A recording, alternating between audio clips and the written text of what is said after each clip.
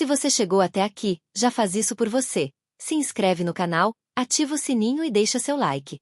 Aqui é um espaço seguro, feito para quem já viveu dores profundas, para quem já foi traída, enganada, abandonada, mas segue em pé. A gente não finge que está tudo bem. A gente acolhe, escuta, compartilha e cresce juntas. Esse canal é sobre verdade, sobre vivência, sobre superar, mesmo quando tudo parece perdido. E se você já passou, ou está passando, por algo que parece te rasgar por dentro, esse é o seu lugar. Tem muita gente querendo silenciar nossas dores, dizendo pra gente superar rápido, fingir força, seguir sorrindo. Mas aqui não. Aqui você pode chorar, pode desabafar, pode se reconhecer. Então fica com a gente. Porque você não precisa atravessar isso sozinha. Se inscreve e vem fazer parte dessa comunidade que se apoia e se levanta. Uma história de cada vez. Esse ano você também teve um livramento, né? Amém. Eu ouvi aleluias. Aleluias, igreja. Foi um livramento, sim. Um daqueles que a gente não entende na hora. Porque quando tudo começou a desmoronar, parecia que o chão tinha sumido dos meus pés. Eu só conseguia repetir: meu Deus, o que está acontecendo comigo? Era dor demais para processar. Uma confusão mental, emocional, física. Eu perdi o controle da minha própria narrativa. Achava que estava vivendo uma crise passageira. Que tudo se resolveria com tempo, conversa, paciência. Eu ainda acreditava no nós. Mas, aos poucos, os sinais começaram a aparecer.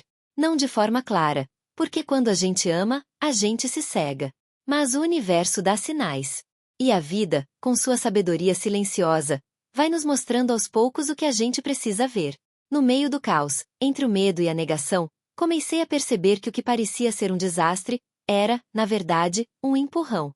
Um chamado para acordar. Um livramento que, embora doloroso, me salvaria de algo muito pior, de continuar vivendo uma mentira. E é aí que a ficha começa a cair. Cada atitude fria, cada ausência, cada silêncio passa a ter significado. A máscara vai caindo e a verdade, mesmo dura, vai tomando forma. O que no começo parecia o fim, era só o início da minha libertação. Foram 7 meses de traição. 7 meses em que ele estava com outra e eu seguia vivendo uma mentira. O mais cruel? Eu não desconfiava de nada. Nenhum sinal claro, nenhuma pista. Eu acreditava nele com todo o meu coração. Eu o defendia, inclusive. Cega. Totalmente cega. E isso é o mais devastador. Ser enganada na sua fé, na sua confiança, no seu amor. A traição começou de forma sorrateira, silenciosa. E como toda traição bem arquitetada, veio disfarçada de rotina, de cansaço, de problemas profissionais. Eu justificava tudo. A ausência, o olhar perdido, o desinteresse, tudo. Porque eu confiava. Porque eu amava. Mas o corpo da gente fala. A alma grita. E mesmo sem saber de nada, eu comecei a me incomodar com a presença de uma pessoa. Uma intuição incômoda. Um desconforto que crescia toda vez que ela estava por perto. E não era ciúme. Era alerta. Era instinto. Senti uma quebra. Um distanciamento. E ainda assim, continuei tentando. Continuei acreditando. Continuei insistindo em salvar um relacionamento que já estava afundando, porque eu não sabia da traição. Porque ele escondeu. Porque ele mentiu todos os dias. E o mais doloroso é perceber, depois que tudo vem à tona, que os sinais sempre estiveram ali. Que você quis acreditar numa ilusão. Que o amor virou armadilha. E que você foi enganada enquanto se doava inteira. Essa traição não foi só física. Foi emocional. Foi psicológica. Foi espiritual. Porque enquanto ele dizia que me amava, ele já tinha outra. E eu? Eu estava lutando sozinha por algo que ele já tinha enterrado há muito tempo. O casamento estava afundando, e eu me esforçava desesperadamente para manter à tona o que já não tinha salvação. Eu acreditava que era uma fase. Crise de casal. Problemas que o tempo e o diálogo resolveriam. Quantas vezes a gente não acredita que amor é sinônimo de sacrifício? Eu acreditei nisso por tempo demais. A gente brigava. Se desentendia por pequenas coisas. Havia silêncio onde antes havia riso. Frieza onde antes havia toque. Mas mesmo assim, eu tentava. Propondo terapia, propondo recomeços, propondo esperança. Cheguei até a sugerir que parássemos de trabalhar juntos. achando que talvez o desgaste fosse profissional, não pessoal. Afinal, 8 anos lado a lado, misturando casa e trabalho, não é fácil. Eu achava que ele estava cansado, que precisava de espaço, que o problema era o estresse, a pressão, o peso da rotina. E por isso, abri mão de tanta coisa. Cedi. Relevei. Aceitei ficar sozinha por noites seguidas. Achei que era só mais uma curva na estrada, e que em breve voltaríamos ao caminho certo.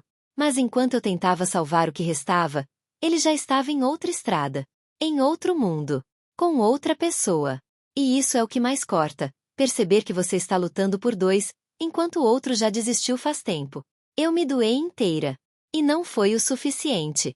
Não porque eu era menos, mas porque ele já tinha feito a escolha dele. Só não teve a coragem de me contar. E o que mais me choca nem é a traição em si. Por mais dolorosa que seja, a traição é uma escolha momentânea. O que destrói mesmo é a manutenção da mentira. É a decisão de continuar vivendo duas vidas, sabendo que uma delas estava doente, fragilizada, vulnerável.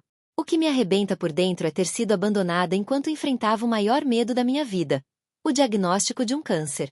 Sim. Enquanto eu recebia a notícia de que minha saúde estava em risco, ele estava apaixonado por outra, vivendo outra história. Era o momento em que eu mais precisava de apoio, de presença, de cuidado. Mas ele escolheu sumir. Ele escolheu se afastar. Ele escolheu ignorar. E não apenas isso, escolheu mentir. Ele poderia ter sido honesto. Poderia ter dito: eu me apaixonei por outra pessoa. Não consigo mais continuar aqui.